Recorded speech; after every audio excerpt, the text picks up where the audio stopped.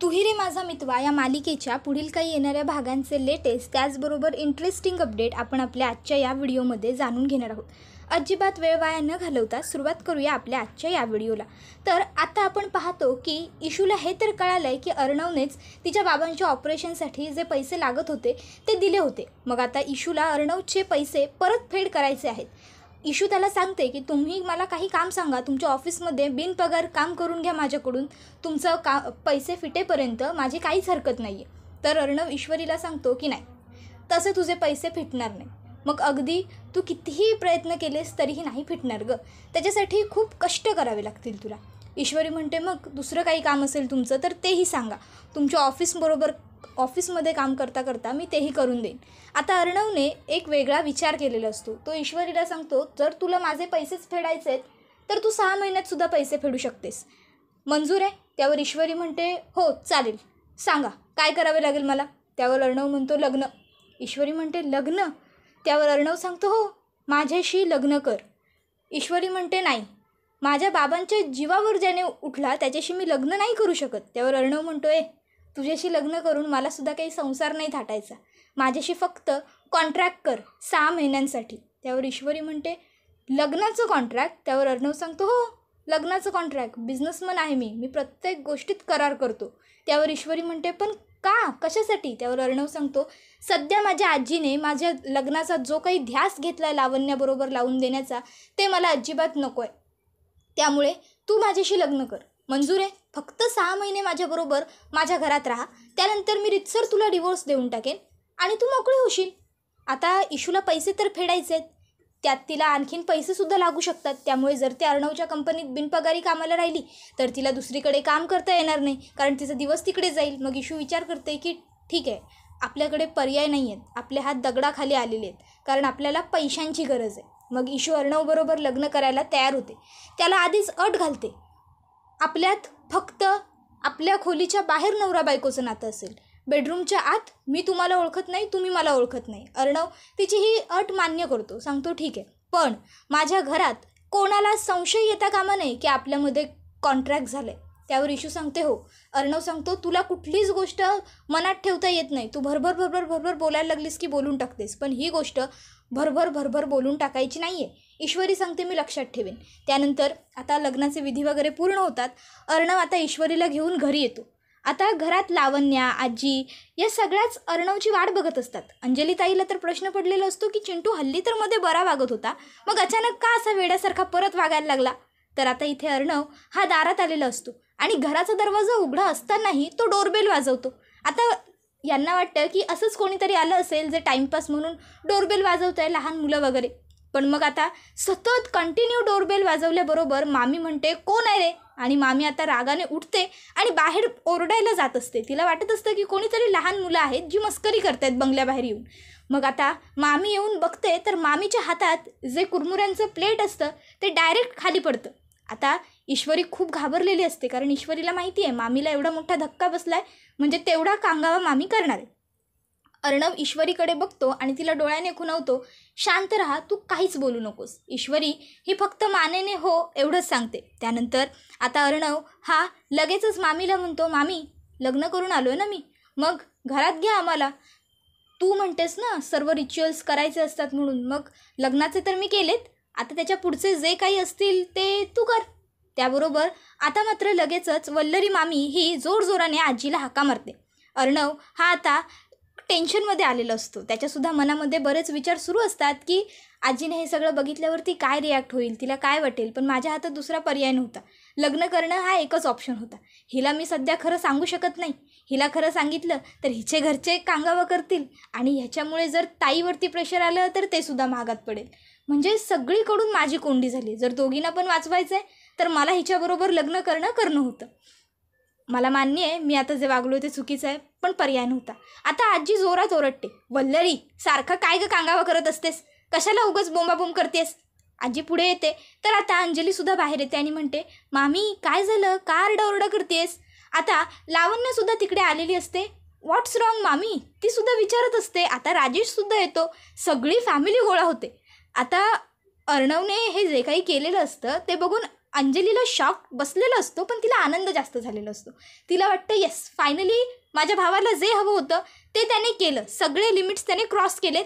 आता आजी चिडेल, ओरडेल, बोलेल, वेळ आली तर चिंटूशी भांडेल, पण 2 दिवस, 1 आठवडा त्याच्यानंतर तर आजी चांगलं बोलायला लागेल आणि ईश्वरी आजीचं मन जिंकेल. तर इकडे राजेशला मात्र खूप मोठा धक्का बसलेला असतो. तर लावण्याच्या तर पायाखालची जमीन सरकलेली असते. लावण्या विचारत असते अर्णवला, यार काय प्रकार आहे हा सर्व, काय केलं आहेस तू हे, आणि ही मिडल क्लास तुझ्याबरोबर अशी का उभी आहे, तू हिच्याबरोबर लग्न केलं आहेस, यार एंगेजमेंट झाली आपली, काय विचारते मी.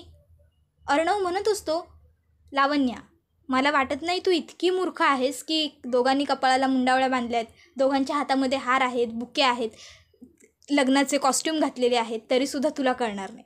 त्यावर लावण्या म्हणते, मूर्खा मला कळतंय सगळं, म्हणूनच मी तुला विचारते, तुझ्या तोंडून ऐकायचं आहे मला, काय केलं आहेस तू हे सगळं यार, कळतंय का तुला.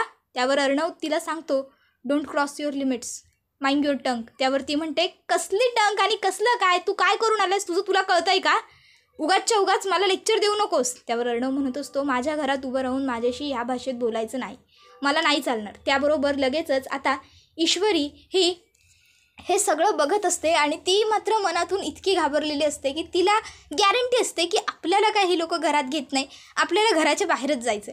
तर अर्णव हा म्हणत असतो, दरवाजा सोड आमचा, आम्हाला घरात जाऊ देत.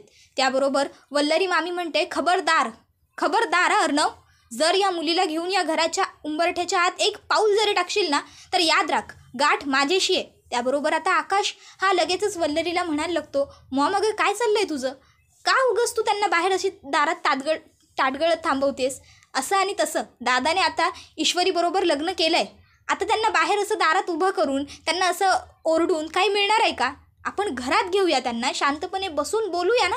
त्याबरोबर आता वल्लरी आकाशवर सुद्धा चिडते, माझ्यापेक्षा जास्त अक्कल तुला आहे, अरे ह्या मुलीमुळे किती कॉम्प्लिकेशन्स झालेत आपल्या घरात, ते विसरतोयस का. आपल्या धर्म अधिकारी गुरुजींनी काय सांगितलं होतं, ही पत्रिका अर्णवच्या पत्रिकेबरोबर जुळत नाही, म्हणजे ही मुलगी अर्णवसाठी अनुरूप नाही. तरीसुद्धा आता खरं तर वल्लरी मामीनेच तो सगळा कांड केलेला असतो. ईश्वरीची पत्रिका आणि अर्णवची पत्रिका एकदम व्यवस्थित असतात, त्या दोन्ही पत्रिका एकदम परफेक्टली मॅच होत असतात. पण वल्लरी मामीने काय केलेलं असतं, ईश्वरीच्या पत्रिकेवरचं नाव काढून तिथे लावण्याचं नाव टाकलेलं असतं आणि त्यामुळे लावण्याची आणि अर्णवची पत्रिका मॅच करत असते. तर अर्णव सांगत असतो, मामी प्लीज, या सर्व गोष्टींवर माझा तेव्हाही विश्वास नव्हता, आजही नाही आहे आणि भविष्यातही नसेल, त्यामुळे प्लीज नको आम्हाला दरवाजात थांबू, घरात घे. आणि राहिला प्रश्न मी या घरात येण्याचा किंवा न येण्याचा, तर हे घर लिगली माझं आहे, त्यामुळे मला घरात येण्यापासून कोणीच नाही थांबवू शकत. आणि ही माझी बायको आहे, त्यामुळे आता हे घर हिचंही आहे, त्यामुळे हिलाही कोणी नाही थांबवू शकत. तर प्लीज मामी, उगाचच्या उगाच आरडाओरडा करून, बाजार करून, कांगावा करून काहीच नाही मिळणार, त्यापेक्षा आनंदाने आमचं स्वागत कर, काय जे काही रिच्युअल्स असतील ते सगळे कंप्लीट कर आणि आम्हाला दोघांना घरात येण्यासाठी परमिट कर. आणि हो, पाया पडतो आम्ही तुझ्या. त्याबरोबर आणखीन जास्त चिडते वल्लरी. आता अर्णव हे सगळं मुद्दाम करत असतो, जेणेकरून लावण्या आणि राजेश या दोघांच्याही लक्षात यावं की बाबा यांनी खरोखर लग्न केलं. तर आता ईश्वरी काहीच बोलत नसते. त्याबरोबर आता आजी ईश्वरीला म्हणते, फक्त तोंड बघत बसणार आहेस का, फसवलंस माझ्या नातवाला. त्याबरोबर आता आजी येते आणि ईश्वरीला अशी जोरजोरात हलवते. त्याबरोबर अर्णवला कळतं की आता ही म्हणजे रडेल वगैरे, आणि जर ही रडली तर सगळ्यांना खरं कळेल. मग अर्णव आजीला मागे करतो आणि म्हणतो, आजी प्लीज, कशी वागतेस तू, अगं तुला माहिती आहे ना ती कशी आहे, लगेच हर्ट होते माझी बायको, उगाचच्या उगाच तू तिला त्रास देऊ नको. आजी म्हणते, अच्छा म्हणजे आज आजीपेक्षा जवळची आहे तुझी बायको तुला. अर्णव सांगत असतो, आजी असं काही नाही आहे गं, पण तू उगाचच्या उगाच तिला सतवू नको. आणि हे बघ, आता तू कितीही आरडाओरडा केलास, काहीही केलंस, तरी मी लग्न केलं हे सत्य बदलणार आहे का. आणि फॉर युअर काइंड इन्फॉर्मेशन, आम्हाला घरात लवकर घ्या, थोड्या वेळात आपल्या घरात प्रेस कॉन्फरन्स आहे, मीडिया येणार आहे. त्याबरोबर लावण्या म्हणते, प्रेस कॉन्फरन्स कशासाठी. त्यावर अर्णव म्हणतो, अगं तुम्हाला कोणाला कळू नये म्हणून दी ग्रेट ASR सात्विक फॅशनचा ओनर अर्णवराजे शिर्के याने लग्न तर साध्या पद्धतीने केलं, पण कमीत कमी त्याचं सेलिब्रेशन तर ग्रँड व्हायला पाहिजे की नको.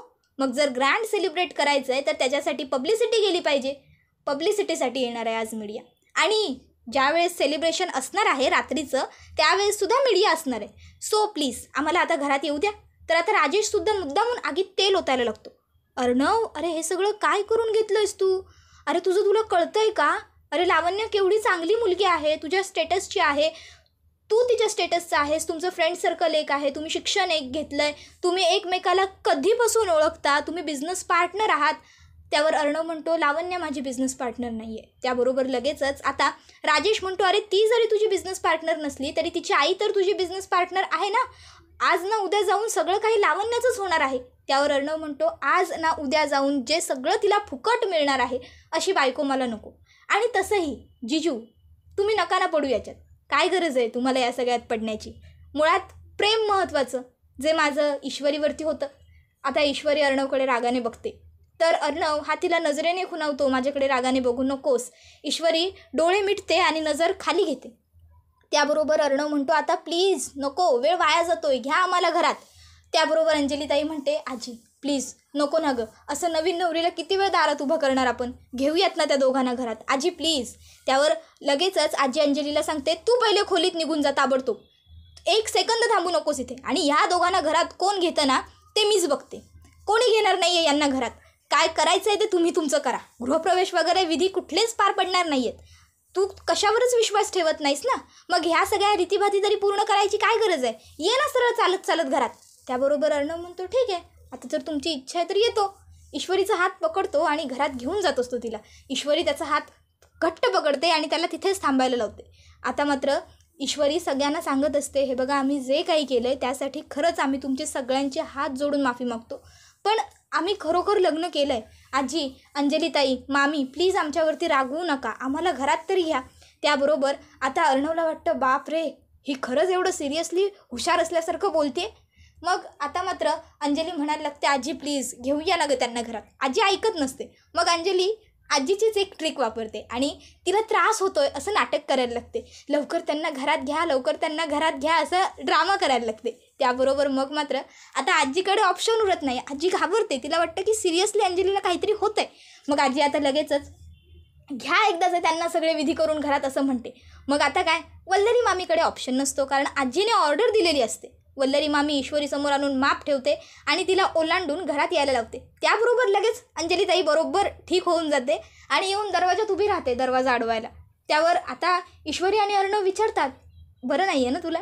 त्यावरती म्हणते हो पण रीतीभाती पाळायला पाहिजे ना म्हणून आले. त्याबरोबर अर्णव म्हणतो हां मग येतोय घरात आता आम्ही. त्यावरती म्हणते नाही तुझी मुलगी देशील ना मला.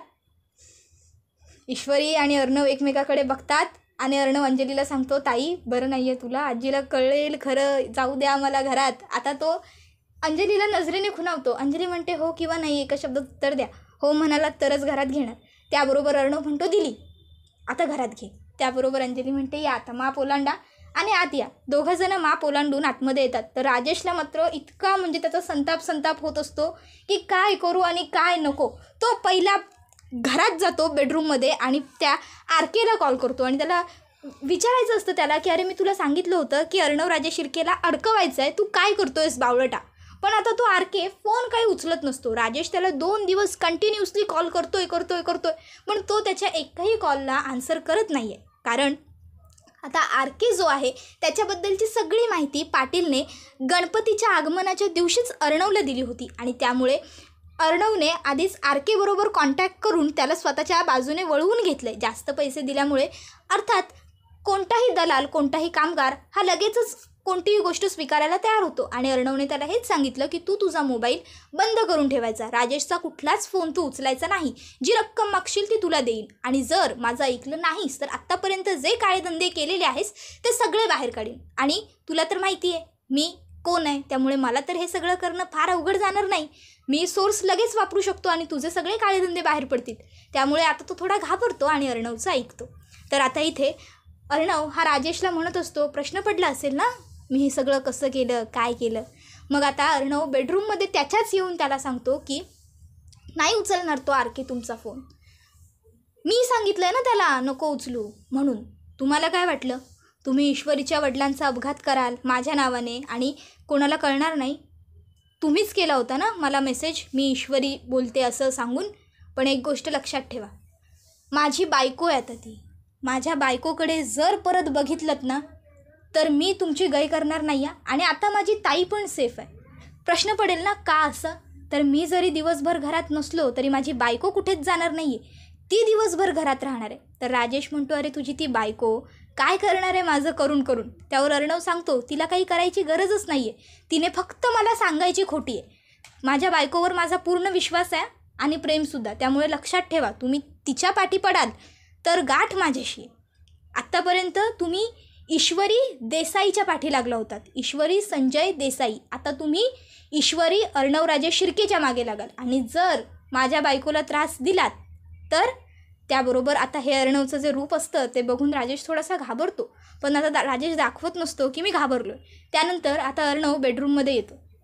बेडरूममध्ये येऊन बघतो तर ईश्वरीने सगळ्या खोलीत पसारा केलेला असतो. रागाने तिने सगळी आदळापट केलेली असते, सगळी खोली अस्ताव्यस्त होऊन गेलेली असते. अर्णवला कळत नाही की बापरे ही आपलीच बेडरूम आहे, पण तो विचार करतो की हिच्याशी भांडून उपयोग नाही आहे, कारण आपण जे केलं आहे ते चुकीचं आहेच, त्याच्यामुळे हिचं चिडणंही स्वाभाविक आहे. त्यामुळे तो ईश्वरीला काहीच बोलत नाही, सरळ फक्त एक उशी उचलतो आणि स्टडीमध्ये जातो. तर आता इथे मामा अर्णवकडे येतो आणि अर्णवला म्हणत असतो वा वा वा अर्णव, काय ट्रिक केली आहेस, पण नक्की तू ईश्वरीबरोबर लग्न केलंस कसं, तिला मनवलंस कसं, तिला सांगितलंस काय. त्यावर अर्णव म्हणत असतो मामा भाचा कोणाचा आहे. त्यावर मामा म्हणतो नाही भाचा माझाच आहे, पण भाच्याने केलं आहे काय ते तर कळलं पाहिजे. त्याबरोबर आता अर्णव त्याने कशा पद्धतीने ईश्वरीला मॅनिप्युलेट केलं, प्रेशराईज केलं ते सगळं मामाला सांगतो. मामा डोक्यावर हात मारतो आणि म्हणतो कल्याण अर्णव, अरे प्रेम आहे ना तुझं खरं खुरं, मग काय केलंस आहे तू, आता तुला वाटतंय ईश्वरी परत तुझ्यासोबत राहील म्हणून, ती तुझं ऐकेल म्हणून. अर्णव म्हणतो मामा पर्याय नव्हता, त्यामुळे हे सगळं करावं लागलं आणि राहिला प्रश्न प्रेमाचा. तर मला माझ्यावर पूर्ण विश्वास आहे. आजपर्यंत अर्णवला जी गोष्ट पाहिजे ती त्याने मिळवली आहे आणि आता त्याला ईश्वरी पाहिजे, त्यामुळे तो ईश्वरीला सुद्धा मिळवेल.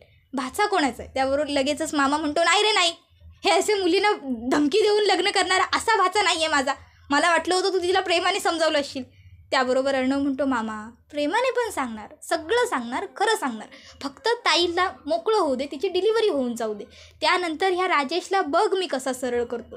सध्या फक्त ताईसाठी माझे हात दगडाखाली आलेत आणि त्याने मिस इंदौरबरोबर लग्न करण्याची मला अट दिली होती. जर त्याने लग्न तिच्याशी केलं असतं तर तिचंही आयुष्य बर्बाद झालं असतं, म्हणून मी तिच्याशी पण लग्न केलं आणि आता तिचंही लक्ष राहील ना दिवसभर ताईवर, म्हणजे आपण दोघं पण फ्री होऊन जाऊ. त्याबरोबर आता मामा विचार करतो की हो अर्णवने चारही बाजूंनी विचार केला आहे. त्याबरोबर मग मामा म्हणतो ठीक आहे बघूया आता पुढे काय होईल ते, मी आहे तुझ्यासोबत. त्याबरोबर हा व्हिडिओ इथेच संपतो. व्हिडिओ आवडला तर व्हिडिओला लाईक करा, चॅनलला सबस्क्राईब करा, बेल आयकॉन प्रेस करा. धन्यवाद.